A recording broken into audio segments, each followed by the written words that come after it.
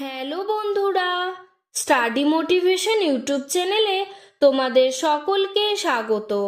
আজকের আলোচনার বিষয় হলো বাংলা অনুচ্ছেদ রচনা নেতাজি সুভাষচন্দ্র বসু। 1897 খ্রিস্টাব্দের 23শে জানুয়ারি উড়িষ্যার কটক শহরে জন্মগ্রহণ করেন। তার পিতা জানকীনাথ বসু, মাতা প্রভাবতী দেবী। সুভাষের পৈতৃক বাসভূমি ছিল দক্ষিণ 24 পরগনা জেলার কোদালিয়া গ্রামে। অসাধারণ মেধার অধিকারী সুভাষের বাল্যশিক্ষা কটকেই শুরু হয়। পরবর্তীকালে কলকাতার স্কটিশ চার্চ কলেজ থেকে বিএ পাস ও পরে তিনি আইসিএস পরীক্ষায় সসম্মানে উত্তীর্ণ হন। সরকারি চাকুরি গ্রহণ না করে নিজেকে দেশ সেবায় সমর্পণ করেন। তাকে বহুবার দেশের জন্যে কারাবরণ করতে হয়।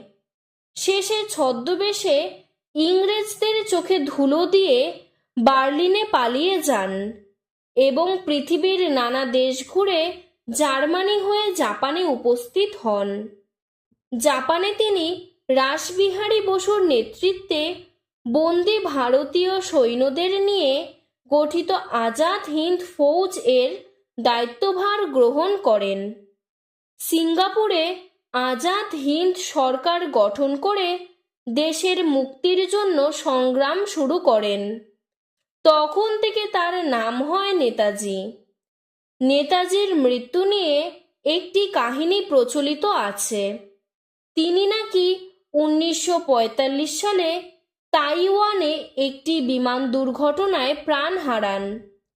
তবে এই ঘটনার কোনো সঠিক প্রমাণ নেই, তাই নেতাজির মৃত্যু বা অন্তর্ধান রহস্যই থেকে গেছে।